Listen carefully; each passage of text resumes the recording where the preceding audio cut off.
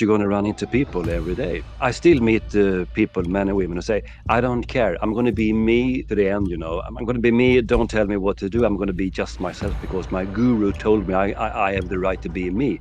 And I say, that's fine, but you have to live with the consequences, because regardless of how beautiful you are, how fantastic you are, how great you are, how excellent your personality is, you're always going to be in minority. Everybody else is different from you. So what are you going to do? If you want the best out of other people, you actually have to adapt. We can't force you. But if you want to live a good life, you have to adjust yourself to the surroundings.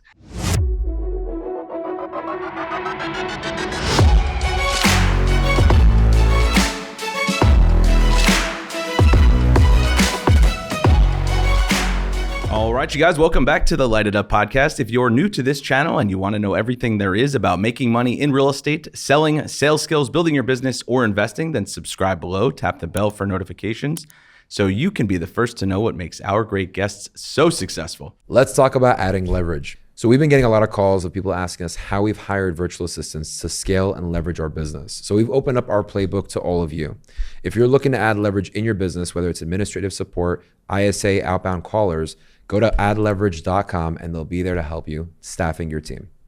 All right, today we have Thomas Erikson, author of Surrounded by Idiots, a book that Kira and I are both very familiar with. We've read it in, I think, a few different mastermind, a few different other real estate collaboration groups. Yeah. So excited to speak with you firsthand about it. Thank you so much for joining us. Thank you for the invitation. It's 9 o'clock in Sweden, so this means a lot that you're here. So thank you for making the time. No worries. All right, so as tradition serves, we will start with the lightning round. So Thomas, we're gonna ask you a couple questions that are completely unrelated. It's just to break the ice and get to know you a little bit more. Just to learn a little bit more about you. All right, you wanna hit first?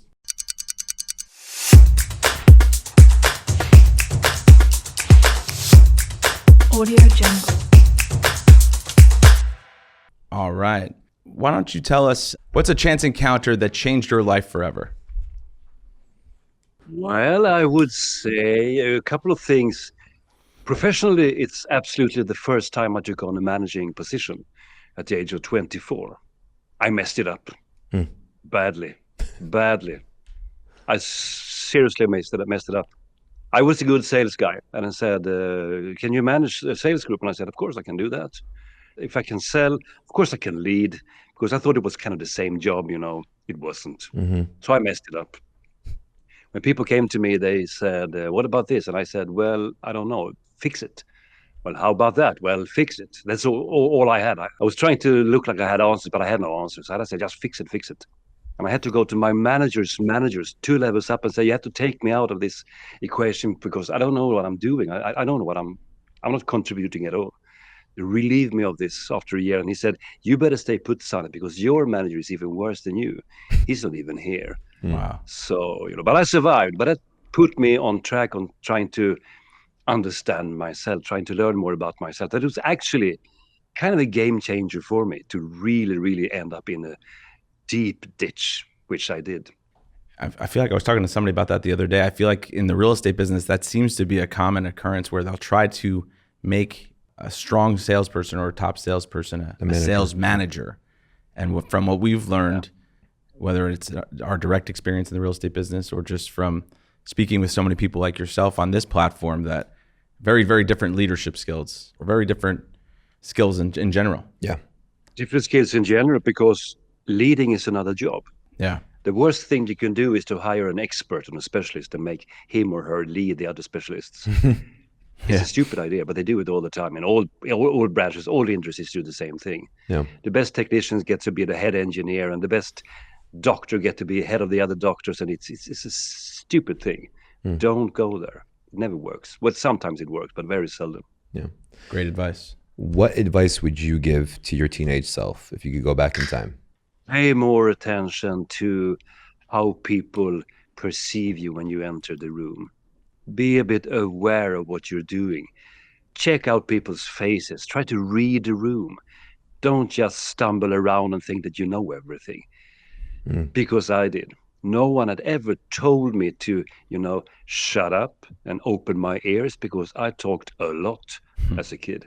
Too much. I still talk a lot. but I also pay attention to other people. I didn't before. I lost some good friendships because I couldn't understand people. I really couldn't understand people. That's why I do what I do, because I not only at work, but I messed up a lot of things during my life. And the best advice was to be, try to think ahead at least a little bit. If you do this, what's going to happen? If you do that, what's going to happen then? Try to figure out before you do it. Use your head, think. Yeah. That would be some sort of advice, right? Be proactive versus reactive. I think that's the biggest thing that's there. A lot of people are reactive more than anything else. Yeah, that's cool. I think so. All right, Thomas, if you had to spend a day with someone, a whole day, and it's a person that's either dead or alive, who would it be and why? Can I say my wife? Yeah, that's beautiful. Well, is it because she's like staring at you? No, she's not here. No, well, that's a good question.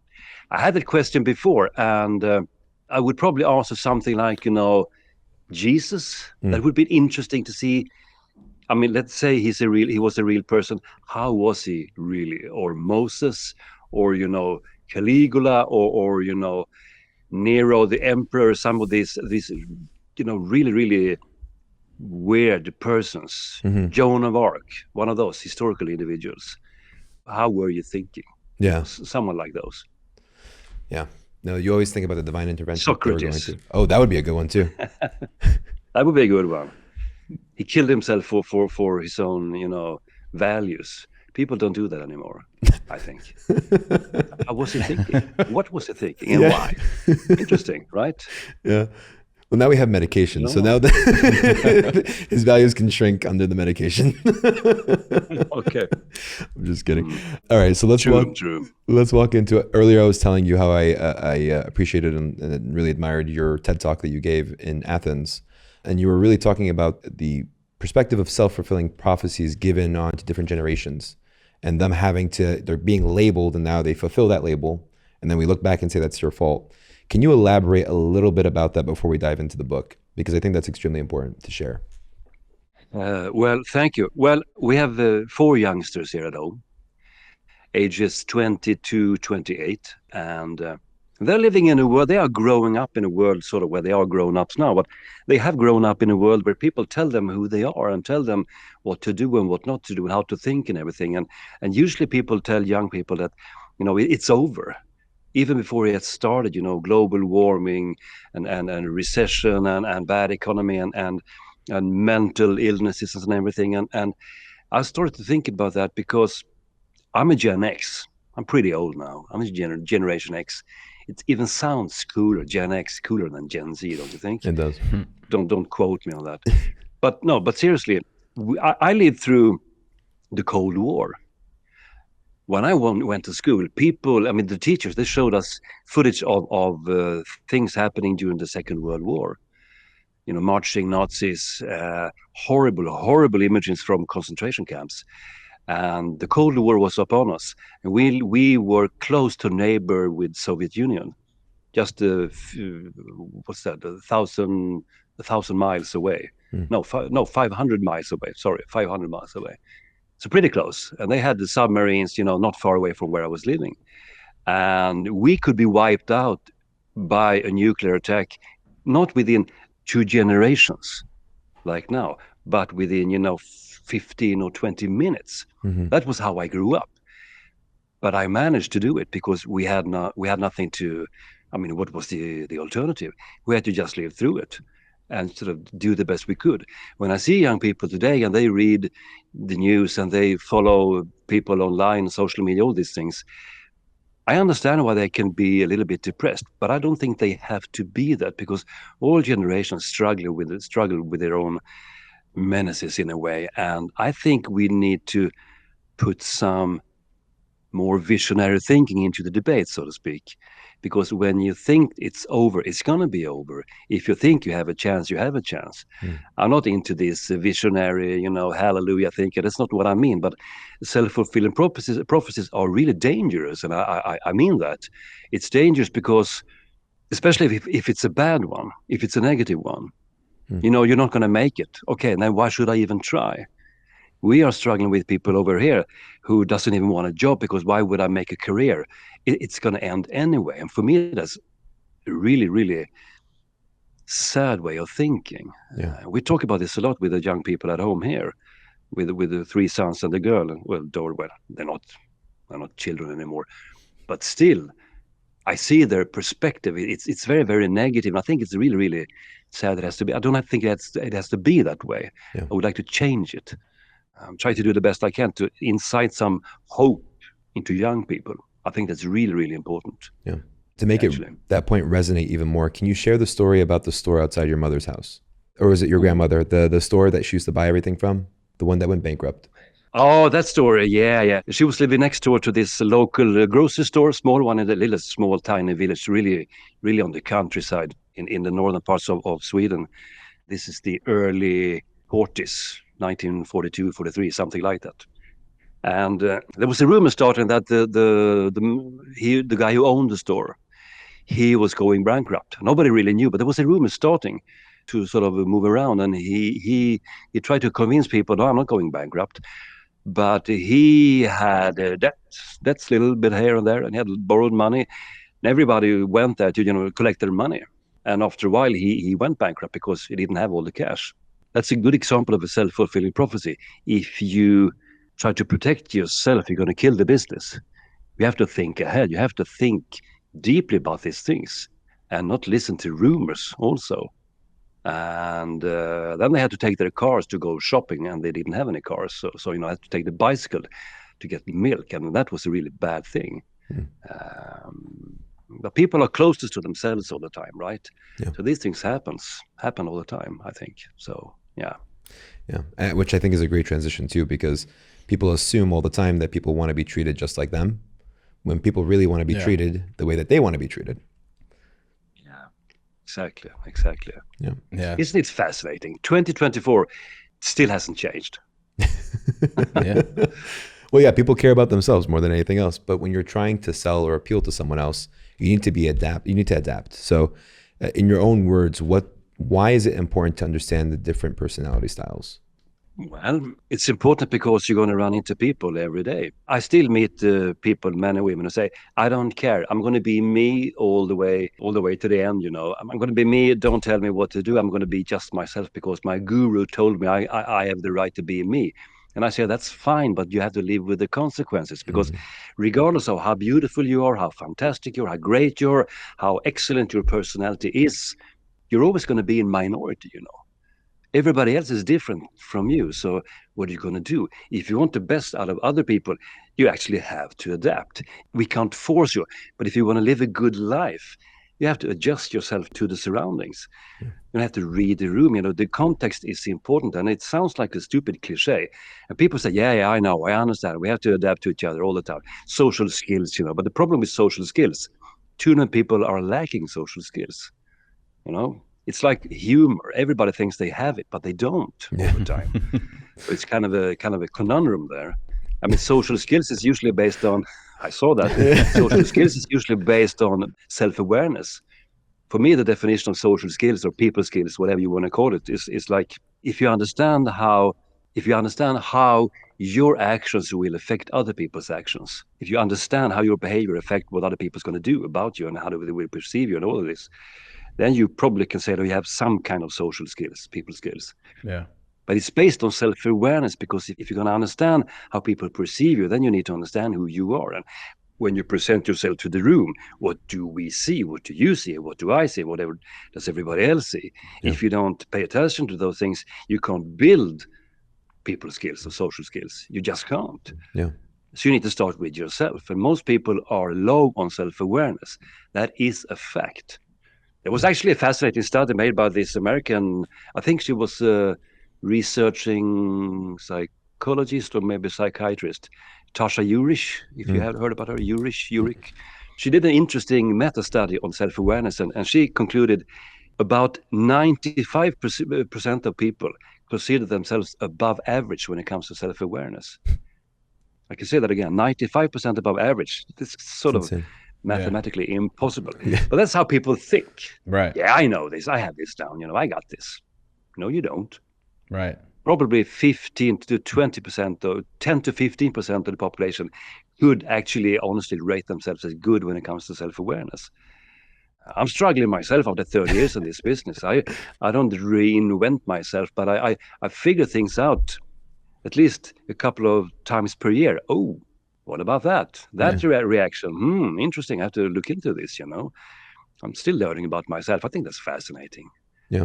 I think everybody should do that. I think it was what do you think? It was probably only like 10 years ago when I realized there was the 4 different personality styles. I mean, if I'm being very transparent, I think I went along. I wouldn't say that I went along each day thinking that there was only one style. I just didn't really think much about it. Yeah. Like I just sort of thought everybody sort of thought of everything the same. And then exactly, we have a real estate coach, who had taught us, mainly about the sales business and how to, secure more real estate transactions. And he's put a lot of emphasis on this. And I forget who writes all those books. He had pushed us all to read those books, and those, call it really driver, analytical, amiable, expressive, and everybody calls them 4 different things, right? I know Tony Robbins has his own 4 different terms, but there's, for people who don't know much about this, there's 4 different personality styles, and it's just super important as you're going through, we're trying to tailor this, of course, to sales professionals, as you're going through your business, to know a little bit more about what your prospect, how they handle their business, and learn a little bit more about their style. So what we were always taught is before you're going on the appointment, and it would be nice to get your feedback on this, Thomas, before you're going on an appointment with prospect, to ask certain questions to try to learn a little bit more about their style, right? Like for instance, especially when it's a real estate transaction, a lot of times if a seller that I'm going to meet with tomorrow is telling me things like, oh, well, my neighbor sold their house for, $505,000 and it was exactly 3 months ago and they have 1,743 square feet, then, we all know that person's probably an analytical. So when I prepare for that appointment, I'm making sure that I am very, very, very focused on all of the numbers because that person appears to be of the analytical nature, right? So that's how we always tied it into our sales business, and it's important to. It helped me. But the biggest thing too tailor is my presentation when you're self-aware, because you're naturally an analytical too. So like he would bring a bunch of numbers with him, and in his suit bag, like he would have Excel sheets of like historical data just in case, because that's what he would want. Because I was not as you said, I was not self-aware. Yeah. And I was not aware that other people don't care so much about the numbers. So I tailored my presentation for all analyticals. Yeah. And one interesting exercise that I'll just share with you is my real estate coach said to me, all right, last year you sold, 100 homes. I want you to write down the personality style of the 4 next to each person that you worked with. And I went through that list, and I won't bore you with all the details, but I would say 75 to 80% of them were all analytical, just like me.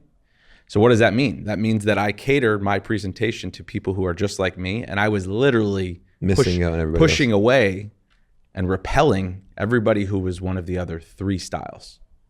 So not necessarily, actually, John. It's not that bad. Those you pushed away were probably the expressive ones. The complete opposite. Yeah. The exact opposite, yeah. Which is kind of the opposite. That's bad enough, obviously. And I've done exactly the same thing. Only the other way around, actually. But, we learn, we struggle. I mean, interestingly enough, people say, it has to be more complex. We have to move beyond these 4 styles. But I don't think we have to, because you can go all the way back to Hippocrates. The 4 temperaments, and you see exactly the same thing, only using different words, really. Homo sapiens is sort of not changing very much. And for me, that is brilliant news, because if we talk about mentally stable people, let's call it, people who don't suffer from PTSD or something like that, or who have a diagnosis like schizophrenia or thing, but just regard the average guy or girl for that matter. People can be divided into this, and the thing is, they don't know either usually why they resonate with your presentation. If you go through all the numbers, some people will say, Jesus, this is seriously boring. They might not understand why. And some will say, interesting, this broker, he's really, really good. He is serious. He's taking this seriously. I like him. The best advice that I usually give is I ask people these days, how would you like me to present it? to present this? Would you like me to go through the numbers, or would you like to take a stroll through the house? Or I mean, I've been selling real estate myself as a trainer for real estate agents here in Sweden. So I tested it for a couple of months some years ago. And I started asking the prospects, what would you like to see? Would you like me to tell me about the family who owns the house? And some people said, ew, no. Why would I want to know that? Yeah. And some people say, yeah, do they have a dog? Is this dog here that I can see? Wow, they have a dog, For some people, this is fascinating. And, a few people said, don't ask me those questions. Just do your job, Don't. That's usually the driver ones or the driving ones. Yes. They said, don't bother me with this, BS. just leave me alone and let me run through the house and I'll send you an offer. Maybe. We'll see. But it usually works pretty okay because people aren't aware of this. Yeah. It's a certain sort of open technique. Who are you? Tell me about yourself. Give me 2 minutes about you and your family. And you can see which one is making the real decision, which voice is actually counts for a little bit more, because usually someone has, the final say. Sure. It's usually, The wife. it doesn't have to be the wife. It doesn't have to be, it's usually that, but it doesn't have to be that, actually. But you're just asking the questions. If you do it with a friendly face and a smile on your lips, you can sort of get away with it. Yeah. Yeah. I would say 85-90% of people would say, yeah, sure, I'll tell you a little bit about us. Okay. Yeah. That's why I won't waste your time, Exactly. Well, it's brings me You to... didn't think of that now, did you? That's a good one. No, it's That's a really good one. Well, so many people think of like, what's a way for me to find out their personality style without really just coming out and asking? And it's okay to say, hey, how would you like me to present to you? Do you want to know about this, or do you want to know about this? What could possibly go wrong? Right. They could say, no, I don't want to talk about those things. Sure. Or just do what you usually do. Yeah. It's like asking a girl out for a date. Instead of trying to figure out what does she like, what kind of food, where should I take her? Well, how about asking her, do you like Chinese? Yeah. No? Okay, good. Me neither, Being self-aware enough to just ask, because a lot of people just do the same presentation for everybody, and of course they're going to get the same outcome. But it's like our real estate coach again, who told us and drilled into our heads: selling's not telling, selling's asking questions. Right? If you find yourself in these conversations just telling, then you're giving them a disservice. You need to be asking these questions. Open-ended questions, and you heard all about this. Open, how, what, why, when, and all these things. That's a great technique, and I use it all the time. I mean, how about this question? How many other houses have you looked at? 3, 4, 5. Okay, did you buy any of those? No. Why not? Was it the broker? Was it the real estate agent? Sorry. Was it the house? Was it the neighborhood? What was it? Sometimes it was one of your competitors who sort of messed it up. Okay, what did he do wrong? Did she misbehave? What happened? Tell me the story with 3 sentences. He didn't listen, or she only talked about the garden. We hate gardening. She never gave me any numbers. She tried to make friends with my kids. I don't like that, Okay, now you have a blueprint. Don't go there. Yeah. You could take 3 or 4. You can solve this in 3 minutes, even before you step into the building itself. You can actually solve it by asking these questions. You need to do it in a smart way, obviously, but you're smart. You can do that. I can see that in your faces. You're smart, guys. Thank you. And everyone Labeling. who's listening is also very smart. You guys are all super smart. We're just surrounded by idiots. That's it. We're smart. How did you come up with the title of the book?